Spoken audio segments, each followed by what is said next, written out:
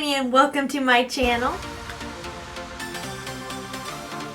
If you're new here, welcome. If you're returning, oh my goodness, thank you so much. I'm feeling so glam right now. You guys, you don't know how long it has been since I've put myself together and worn color. Who am I? But yeah, so if you want to get ready with me and hear my birth story, then just keep watching. Alright, so let's get ready. Grab your stuff and get ready with me. I feel so rusty because it has been a very long time since I've sat down to do something like this.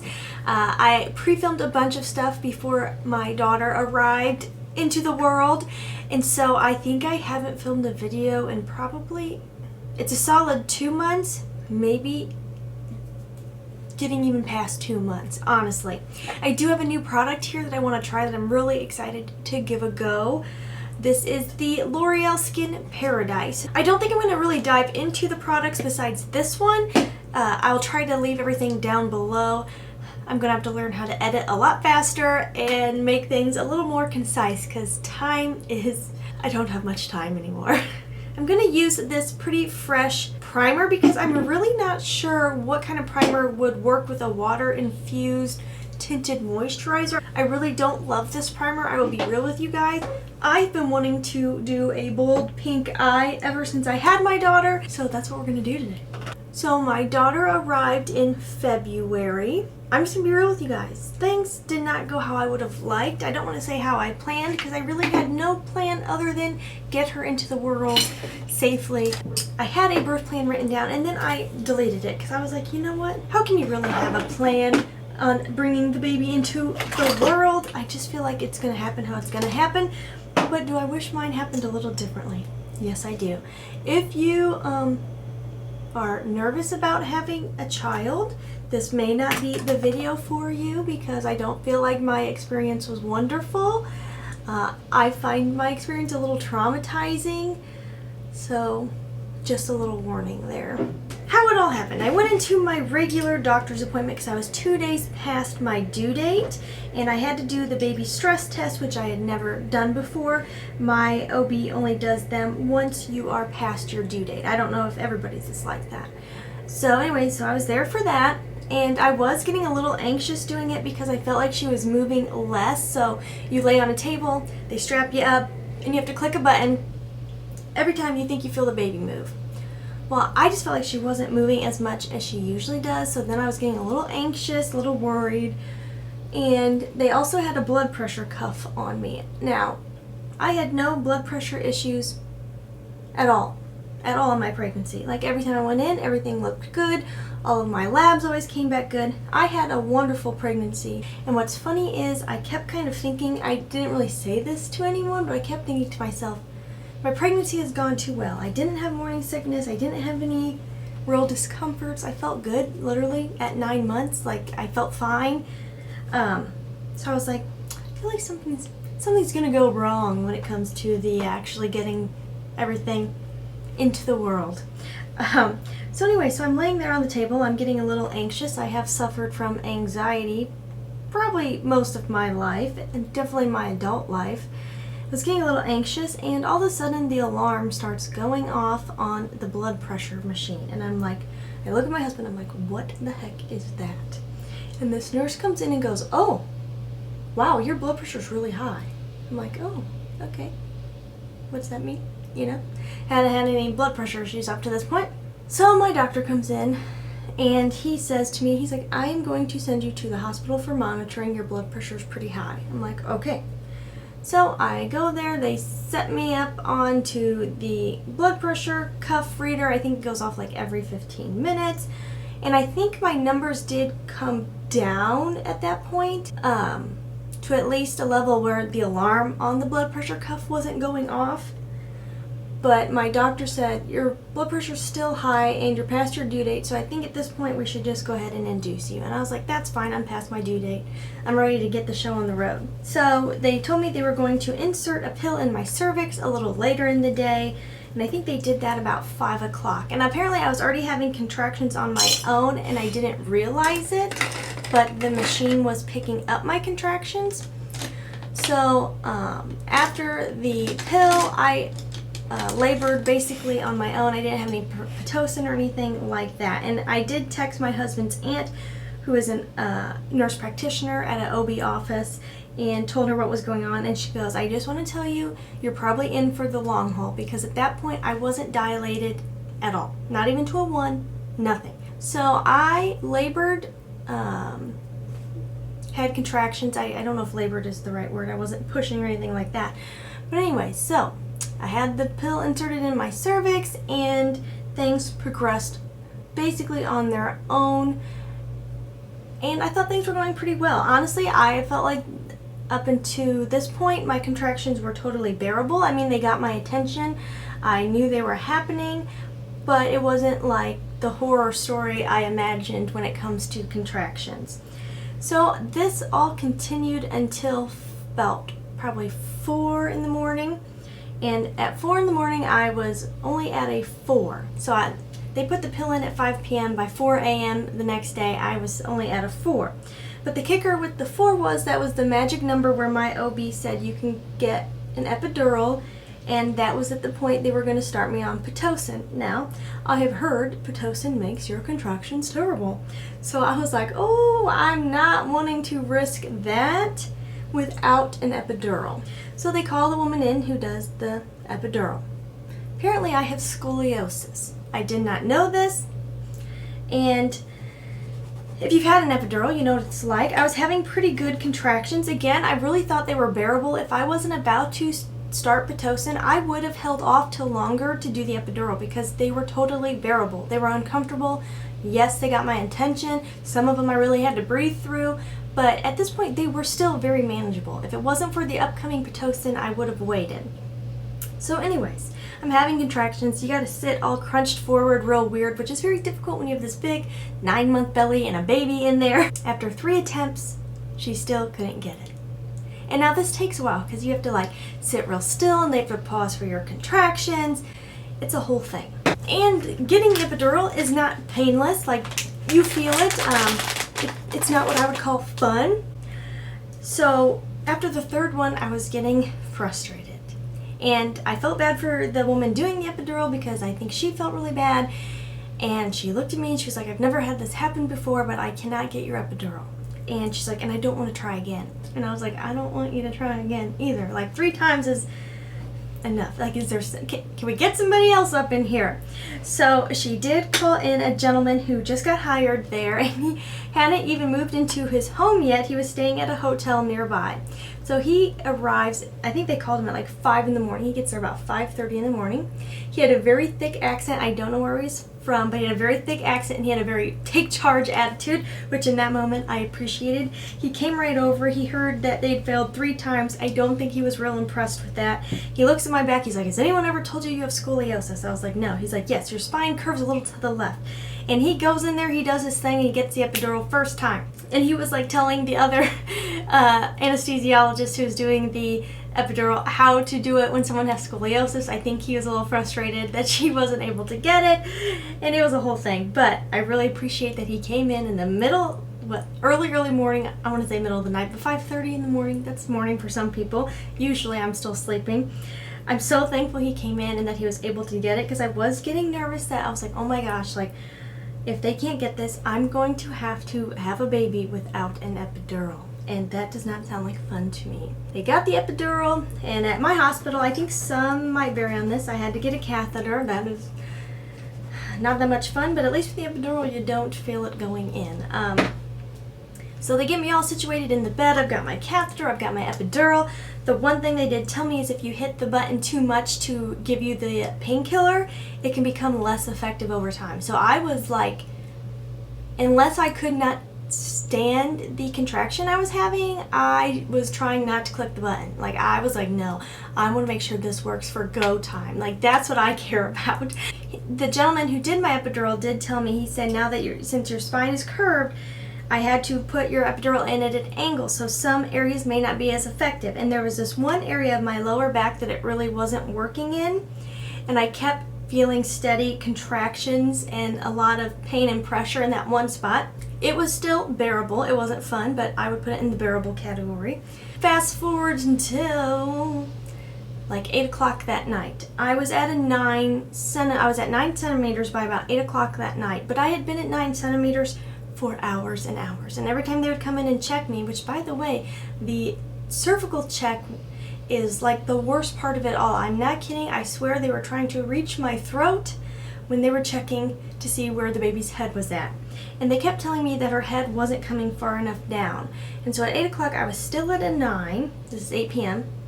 Still at a 9, and her head still wasn't down as far as it should be. And that one spot in my back where I kept feeling those contractions, I kept thinking to myself, I really think there's an area of my body she is hitting with her head that she just cannot get past to get far enough down to get me to that 10. So I want to say about 8:30, it's all kind of a blur. The nurses came in and said, we might start having you try to push soon to see if it gets her head down more. Well, my anxiety once again kicked in big time because of the fact that they were talking about having me start to push, and throughout my entire pregnancy, that is the part that had freaked me out the most. The idea of pushing, the fear of tearing really freaked me out. Or, you know, the baby getting stuck. Like, there's so many things that can just go wrong during that process. So I started to get real anxious, and my blood pressure still wasn't good up until this point. And then the anxiety kicked in, and the blood pressure was even worse. My doctor comes in and goes, well, I know this isn't how we wanted it to go, but you're still not at a 10. And at this point, my water had broken on its own, like, quite a while before. When my water broke, they also discovered that my daughter had pooped inside of me, which does happen, but it can have extra issues. Especially the babies can have trouble breathing. So that was a whole nother thing. My doctor came in and said, I know this isn't how we wanted things to go. Your blood pressure, I do not think it is safe for you to push. And at that point, honestly, I was relieved because of the fact that it had been like, I think, it was like over 30 hours from the time that I got in there and got to this point. So it had been a really long time, and I was just ready to get it over. I hadn't slept, I hadn't eaten anything. So my doctor looks at everyone and says, we've got 15 minutes to get her down there. And it was like something in the movies. It was sort of chaotic and overwhelming. Even my husband said that, because like all these nurses came in, and another doctor came in, and another anesthesiologist came in, and they threw scrubs at my husband. They started wheeling me to the operating room. Thankfully, I had the epidural already, so we didn't have to worry about that. But the fun part is when you get an emergency C-section, one that's not planned, all you get for painkiller is the epidural. This is where, if you're afraid of having a child, I would just maybe not listen to this part, because I don't want to scare anybody out of having children. But I always thought, oh, C-section, not a big deal. My mom had me by C-section.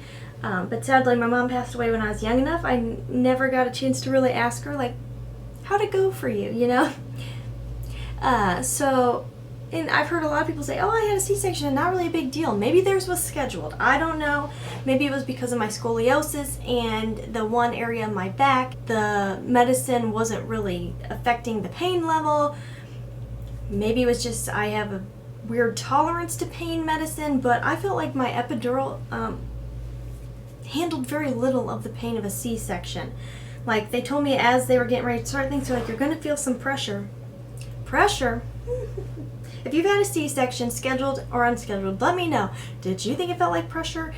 I thought it felt horrible. I will not lie. I thought it was absolutely awful. Now, I get pushing a baby out is horrible too, but maybe the epidural and that fact would help enough that it would not be so horrific in my opinion. Like, I thought it was awful. I was very out of it at this point because I was so exhausted and I think kind of overwhelmed, but I just remember yelling out frequently, ow, ow, that hurts, why can I feel so much? And the doctors were telling me, you're doing great. And my poor husband is sitting here, and I think he was kind of freaked out because he could tell I was in a lot of pain. I will say that the process went very quickly. At least it wasn't a long process, where I know pushing can be an extremely long process. Then anyways, I think it was maybe 15 minutes max of them cutting me open and getting her out, and everything, so it was fast. But I just felt all this pulling and extreme pushing. I mean, my surgeons were 2 grown men, and I felt like they were pushing with all of their might on I mean, it was just intense pain, in my opinion. But anyways, they pulled my daughter out. She cried right away, which that was magical, and I'm so out of it at this point, you guys. The anesthesiologist, as soon as she was out, was like, do you want painkillers? I was like, yes, I do. And he was giving me all kinds of stuff. Honestly, I think I was very out of it, but I'm pretty sure he mentioned lidocaine, morphine, and fentanyl. I don't know if he gave me all of them. I don't know if he gave me, I don't know, but he gave me some painkillers. I know that.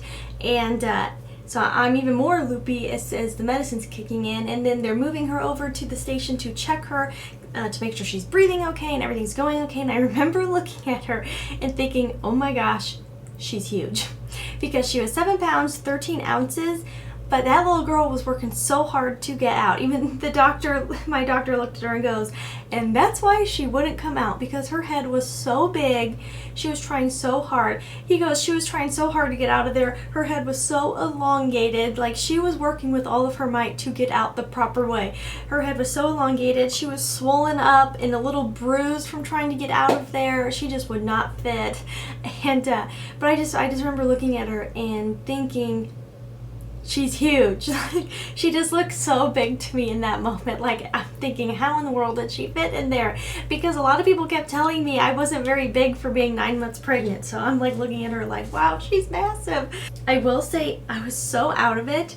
Like, I mean, a level of out of it I can't even describe. Just like totally, I've never felt more tired in my life. I remember laying there as they were operating on me, trying not to fall asleep, and I don't know if that's because I was tired or if it was like my natural defense of like trying to calm myself down.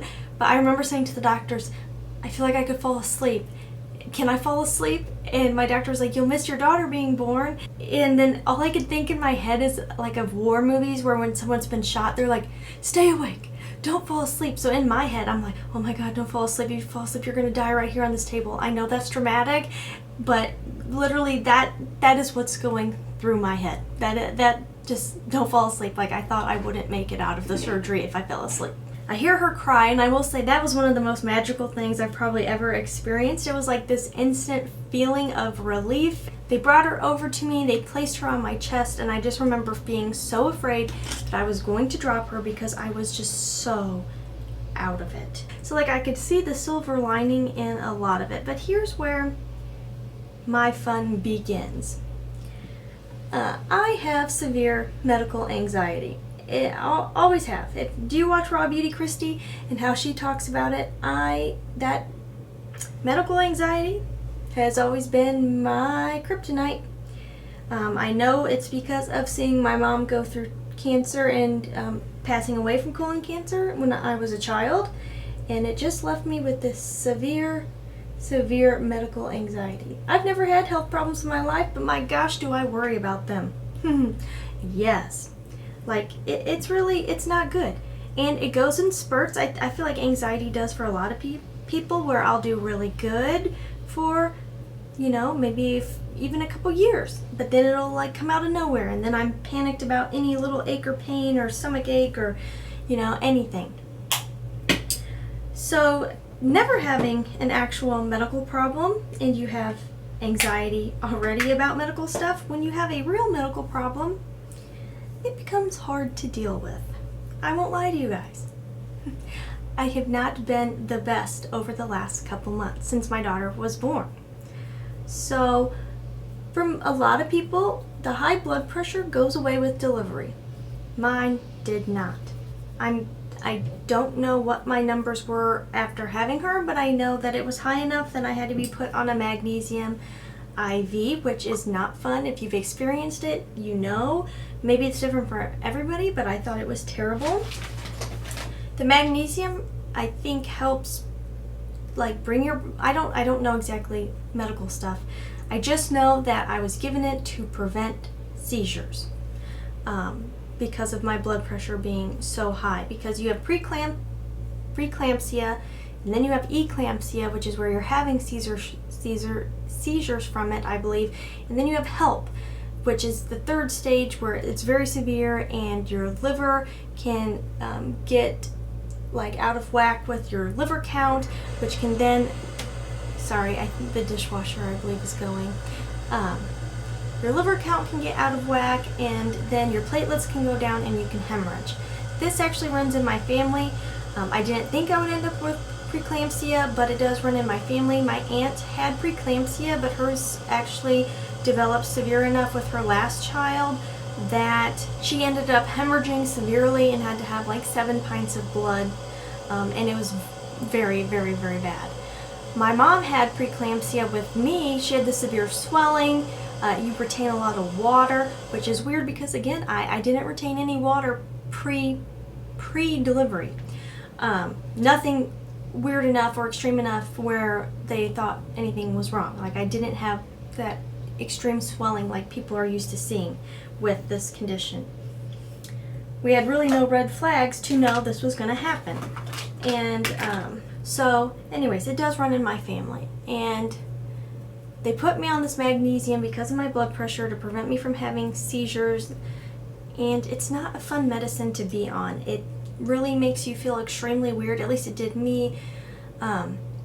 It made me feel like I was 1,000 degrees. Like at one point our hospital room was probably like 65 degrees, and I had a box fan on, no blankets, and I was eating ice chips. Like, I felt like I was 7,000 degrees.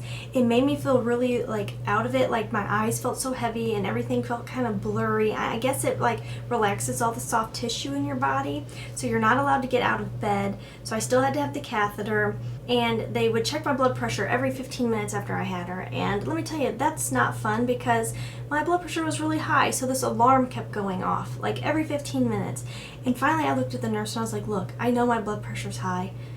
We all know my blood pressure's high, but this alarm is really freaking me out. Like, it's making it worse. So they're like, okay, we can turn it off. So thankfully they turned off this alarm, but it was just like when you're already freaked out about everything going on and then you have that, it's just very overwhelming. My husband's having to change all the diapers, and you're not sleeping anyways because the baby's getting up, and you know, I'm getting my blood pressure checked like every 15 minutes or every hour, and then the nurses come in when they change shifts, and if you stayed in a hospital, you know, it's hard to get rest. And then after 2 days, they took me off of the magnesium. They thought my blood pressure was stable enough. It was still high.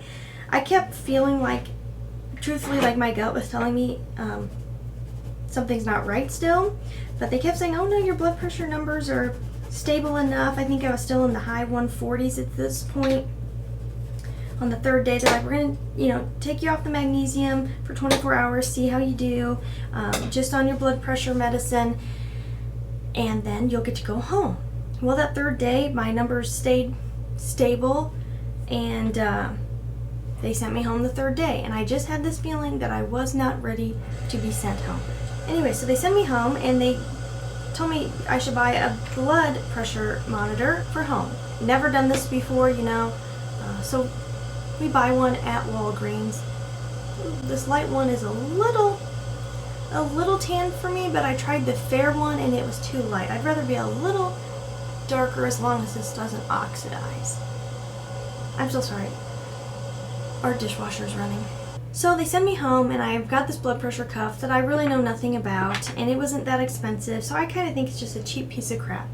And whenever I've had high blood pressure, like when I was at that doctor's visit, I feel totally normal. My aunt says when her blood pressure gets high, she gets headaches, she gets dizzy. Not me. That would be too convenient. So I'm feeling fine, besides being tired, a little, you know, anxious, overwhelmed, coming home with a new baby like most people are. So finally, I checked my blood pressure, and this was my mistake. I'm going to be real with you guys. I should have just listened to it. It came up 175 for my blood pressure. But I feel totally normal, and I really thought the blood pressure machine, I told my husband, I go, this thing's a piece of crap. I was like, this thing doesn't even work. There's no way that's my blood pressure, because again, it wasn't that high at the hospital. I was still taking the same medicine as when I was at the hospital. I was like, no, this thing doesn't work. And so I was like, well, I have another pill to take in a couple hours. I'll take it and, you know, check it again. So I wait a few hours, I take my medicine, and the only thing that did start to happen was my face started to feel extremely hot. Like I was just hot. And I kept debating. I kept going back and forth. I was like, Tony, should I go get my blood pressure checked somewhere? And, you know, I was just really on the fence about it. I was like, I'm going to feel so stupid if it's normal. And, you know, I don't want to go into the hospital and then be like, it's normal, and then send me home. What a hassle. And, you know, I've got a new baby. I've got to load her up, and it's nothing simple at this point. You know, it's a brand new baby. You're figuring everything out. And finally my husband was like, look, let's just go get it checked. So that will give you peace of mind. So I go to Walgreens. He checks it, and it was extremely high. It was 193. And the pharmacist looks at me and he goes, this is an emergency. Let me check it again. I said, check it again? I'm going to the hospital. He's like, you're going to the hospital? I said, yes, I'm going to the hospital. Mini panicking, trying to remain calm because I'm thinking if I freak out, then my blood pressure is going to go even higher and this could be really bad. And I look at my husband and I say, get me to the hospital right now. Thankfully, we live right by the hospital. So we go to the hospital, they check me in, and thankfully it was coming down a little bit on its own. They gave me an IV, which through this whole process my veins were not cooperating, so every time I got poked for anything, they'd have to poke me many times, which is very frustrating in the moment. The real kicker is, the day we were leaving the hospital the time before, the transformer blew and there was no power, but we were leaving, so we're like, whatever. We show up a day later, thinking the power's probably back, and we find out the power's still not working. It was so extremely cold out because it was February. The room was ice cold. I've got this little tiny baby, you know. I was like, oh my god. I kind of mini freaked out about that, and I was having a moment. I was frustrated about my blood pressure. I was frustrated about the power being out. I was scared. And I was like, I want to go to the other hospital in town. Can I be moved to the other hospital? And the nurses looked at me and was like, your blood pressure is dangerously high. I do not recommend you leaving. And I realized they were correct, and I was having a moment, and I was like, I'm sorry, okay. But it was freaking cold in that room. It was probably 50 degrees because when the transformer blew, apparently their generator powers very little at this hospital. We had one working light in our room. So they were like, we have to put you on the magnesium again, which means you have to have a catheter again. So then I did another 2 days on magnesium. I was battling severe anxiety post-delivery. I think it was partially the hormones, but it was also very much the health problems. So I did the magnesium 2 days, my numbers came down. They gave me even more blood pressure medicine because the 2 I had before obviously weren't enough. And so again, I was on bed rest. I wasn't allowed to get up. Same thing, laying in that horrible bed, everything hurting, and trying to learn how to breastfeed and take care of a baby on bed rest attached to all these cords once again. I think I was on the magnesium 2 days. Honestly, everything was such a blur in this time frame. I think I was on it another 2 days, and then the 3rd day again they took me off. So we're going to monitor how your blood pressure does, and it came back down, and once again they sent me home. This time with more medicine. So then my OB's office was closed after I got released because it was a weekend, and he was concerned about me going too long without getting my labs checked because there was a few levels in my labs that he was not thrilled with. So he said, I want you to come back over the weekend. We're going to run your blood, check your labs, check your pressure again, just to make sure. I had walked myself up to the maternity ward, which probably wasn't the best idea, but again, you know, I'm thinking, oh, they sent me home, so everything must be okay. And when I got up there, my blood pressure was high, not high like before, but it was still higher than he would like. So he once again came in, he goes, I hate to do this a 3rd time. He's like, but I think we should keep you. I want to check your blood. I think it was my liver count still wasn't quite right, and one of my kidney levels wasn't quite right. And he's like, I just don't want you to go home and have to come back again. And I was like, you know what? That's fine. I would rather us be cautious. This is kind of becoming a nightmare. And so I was at the hospital again. Thankfully that time I did not have to be on the magnesium, just on the blood pressure medicine, and they were checking my levels. I can't remember how many days I was in that time. I think it like 2 days. I know all together I spent almost 2 weeks in the hospital. And when I was getting released, my blood pressure still was not great. So my doctor was like, I want you to be extremely cautious at home basically bed rest this whole week. So I had another week of bed rest at home. Thankfully, my husband had time off of work through all this because I literally don't know what we would have done, because for 3 weeks I was not able to care for my baby besides feeding her and having her brought to me. Like, that was it. My wings are not even, and I hate to mess with it because it's just like, if I keep messing with it, it's going to get worse and worse and worse. Normal postpartum hormones are not fun to begin with, and you have medical anxiety to begin with, and you've got this problem that you can't feel happening, your blood pressure being an issue. So you just combine all of that together and you have one heck of a mess. I was not handling things well. I would do good for like a few days, and then I would get totally just all I could think about was my blood pressure, you guys. When I say all I could think about was my blood pressure, I literally mean it is all I could think about. I was having a little bit of anxiety about being a mom. I mean, just like figuring out what you're doing. Breastfeeding wasn't going really well for us. She was a sleepy baby, so she just did not care about eating.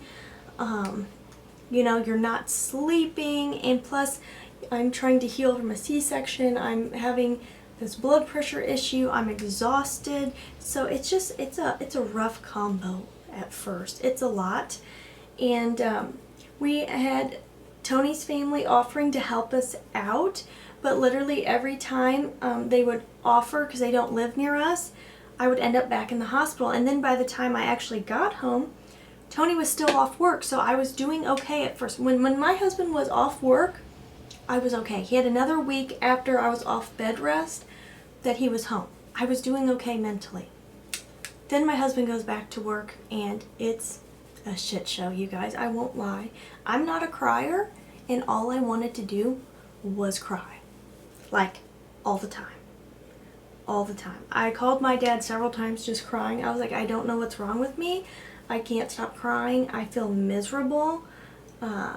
It was not good. I've never felt like this. Like, I've felt depressed before. Like, when I was a teenager, I had a little bit of depression for maybe a year. Oh, this is nothing like it. I could not get out of this fog I was in. It was like I couldn't think straight. I felt out of it. I think part of it's all the medicine I'm on. I'm on 4 blood pressure pills a day, which is a lot. And my doctor did tell me they can make you feel tired anyway. So then you're tired from having a new baby. You're tired from this medicine. I was so anxious about my blood pressure situation. It was a hot mess express. I will not lie to you. And after several days of just wanting to cry all the time and literally telling my dad and my husband, I was like, I don't know what I'm going to do. I can't stop thinking about my blood pressure. Like, I was obsessing 100%. Literally couldn't think of anything else. Nothing else. Nothing else. It was constant. Which, when you already have blood pressure issues and then it's all you can think about, the two don't mix well together. So then my blood pressure was not staying that great at home when I was checking it. So I mean, it was staying where I wouldn't need to go back to the hospital, but it wasn't for having 4 blood pressure pills a day. I was not real pleased with the numbers I was seeing, especially as someone who never had blood pressure problems in the past. So finally, after calling my dad crying another day, he said to me, I think you need to ask your Aunt Sherry for help. And I was like, I think you're right. I'm not doing well here. I'm not doing well. The nurses at my hospital were so sweet. The one kept reaching out to me and was like, I really want you to take this seriously because postpartum depression, postpartum anxiety is a real thing. It happens to a lot of women. You're not alone. I'm here for you. Tell your doctor what's going on. You know, ask for help. So I was like, okay, I'm going to ask for help. And my aunt was wonderful and came to stay with me. And I had, the first day she came, I was still in that horrible fog that I cannot even begin to describe. I literally can't describe it. I was just in this weird fog that was so bizarre. I just could not get out of it. The first day I was still like that. She let me go take a nap. That probably made a huge difference because I was getting not a lot of sleep. By the next day, I was literally feeling so much better, and she stayed several days, and by the time she left, I was feeling like myself again. Still having anxiety on and off, but at least I wasn't in that horrible fog, and I felt like myself. I literally felt like someone else when I was in this vlog. It was awful. At this point now, right now, I'm at 7 weeks postpartum, and so I feel like I'm getting the hang of taking care of my daughter. She's a little bit of a handful. I've got a stage 1 clinger here, folks. Love her. She's literally the cutest, most beautiful thing I've ever seen in my life, literally. But she will not let me put her down. She screams when you put her down. So that has been tough. It's hard to get things done around the house, but she is literally the light of my life. I love her to pieces so much. Do I think I'll do this again? I do not.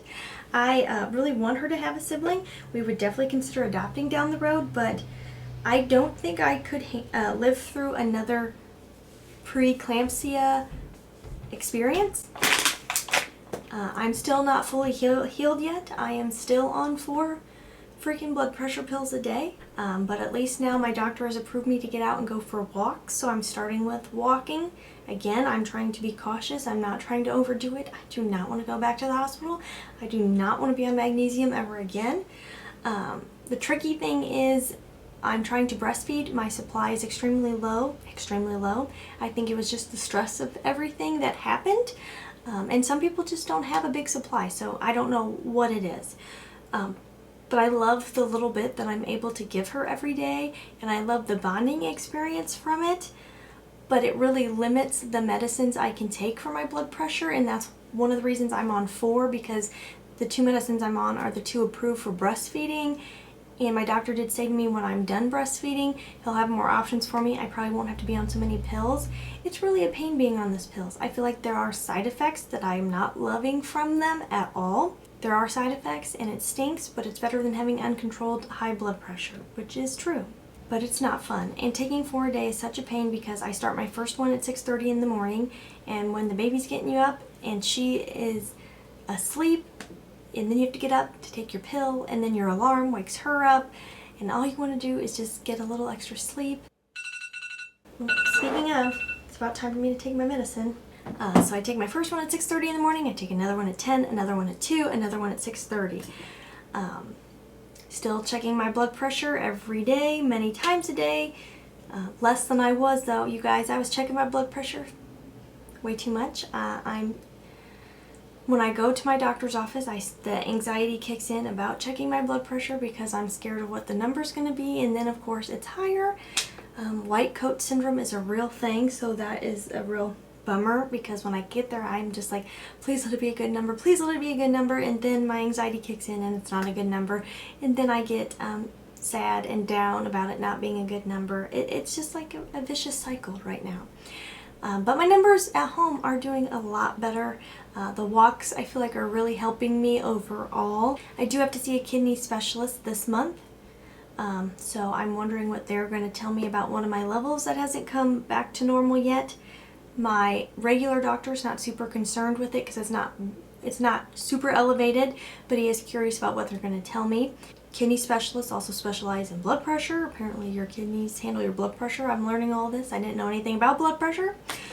So I'm excited to talk to a specialist about it and be like, look here, I don't want to be like this forever. My aunt has had to stay on 1 blood pressure pill since she had her daughter, which was about 40 years ago. So she's been on 1 a day for a very long time. And honestly, at this point, if I was on 1 a day, I'd be real happy. I could live with that. I just do not want to be on 4 a day. I would rather not have to be on any. That's why I'm trying to be very healthy. I'm eating very healthy. I've lost all of my baby weight. Being in the hospital on that medicine, it helped me lose all the fluid. I lost 30 pounds in 4 days. So that was all my pregnancy weight there. And right now I am I'm about 10 to 15 pounds, I think maybe like 12, okay, let's say 12 pounds below my pre-pregnancy weight. I want to lose more because losing weight helps your blood pressure. I'm like so serious about getting this blood pressure under control. I do not want to have this issue for the rest of my freaking life. Yeah, I don't want to have this issue for the rest of my life at all. This is not for me, folks. But being patient in this process has been very hard to me, and I have to remind myself, and my husband has to remind myself when I get frustrated. It's only been 7 weeks since I've had it. My doctor described it to me that when you are pregnant, you have so much extra blood in your body. You are running 2 different circular systems. circulation. I don't know, I'm not a doctor. But anyways, I'm pumping my own blood and her blood. And so there's so much going on when you're pregnant. And then when you have the baby, it takes your body time to adjust to not having her body inside of your body, and you have this extra blood, and it can just take time. So I am just trying to be patient, even though it's very hard because I want to see things change right away and I want instant results. I'm trying to be patient and remind myself it's only been 7 weeks. That's, in the grand scheme of things, that's a very short amount of time. But would I say it was traumatizing? Yes, I would. I've even considered maybe doing therapy after this. I've also considered anxiety medicine, which I never thought I would consider in my life because I'm not a medicine person. I don't like taking medicine. I'm considering it, but I'm really trying now to change my attitude. I'm trying not to worry and stress and just say, with time, things will get better. In one way, talking about it feels good. In another way, I don't like talking about it because sometimes just talking about it makes the anxiety kick in. But actually, right now, I feel good. So that's awesome. I've been liking that like diffused outer lip. Honestly, I really do like this. I think it's really pretty on the skin. If you are not a heavy makeup wearer, I think you would like this. The coverage is decent. It's definitely not full coverage or anything like that, but I feel like my pores look good in it. There's just enough shine in there. I've had extremely dry skin since having her, and I had oily skin before, so this is new to me. So the hydration in there feels nice. There's just enough glow that it like looks healthy, but I don't think it's accentuating my texture or my pores, which is nice. Products seem to be sitting on top very well, and I feel like I have literally nothing on my face. The color is a little dark for me, but summer's about here, so I think it'll be okay. And honestly, I would rather go just a little bit darker than lighter because I tried the fair shade and it looked ghostly. I looked not healthy. The final thing I want to just say is that honestly, I cannot praise my hospital staff enough. Like I said, besides one nurse, they were the most wonderful, magical women I've ever met in my life. Everyone who cared for me was so kind and comforting because, like I said, I was struggling from some severe postpartum anxiety, and they were just trying to put me at ease, and they were telling me, like, it'll be okay. If you can't get past this anxiety, like, there's medicine, you can do therapy, like, it'll be okay. Like, and take it one day at a time, because that is my problem in life. I can't take things one day at a time. I try to take on everything all at once. Also, just the care they gave me and how they tried to make me feel comfortable in situations that to me are horrible. I am a very, very private person. Like, I've never farted in front of my husband, and we've been together 11 years. And, you know, before having a baby, I would never be able to go to the bathroom in front of someone or like being naked in front of someone. I get now why women say once you've had a baby, modesty goes out the window because so many nurses and doctors saw everything, and plus trying to learn to breastfeed at the hospital, I felt like my girls were out all the time. I never thought I would do that ever. You know, these nurses would have to come in and wipe me down, basically like a sponge bath type situation, and, you know, putting in catheters or removing catheters and helping you care for yourself after you have a baby. It's just not pleasant. It's not pretty. But they were so kind and so wonderful and just made me feel as comfortable as I could be in what I consider to be horrible situations where I would never want someone to see me in that light. But they were just angels on earth. They also answered my 800 million questions, because when I say I knew nothing about caring for a baby, I knew nothing about caring for a baby. I had never changed a diaper. Seriously, knew nothing. And they answered all of my questions. They never made me feel stupid. Like, they were so helpful. In one way, I have thought through this whole thing that having the high blood pressure was a blessing in disguise, because since I lost my mom, and since the other woman who helped raise me has passed away already, and Tony's mom was hours away, being in the hospital for 2 weeks was actually kind of like a blessing in disguise, because it gave me time to ask so many questions and have people show me what to do and just teach me how to care for a baby. And so for that part of it, I am so grateful, because seriously, they helped me so much. That is all. I'm so rusty. I don't know how to do this anymore. I hope you guys are doing fabulous. Thank you so much for being here and for being a part of my journey. Love you so much. Take care. I'll talk to you guys soon.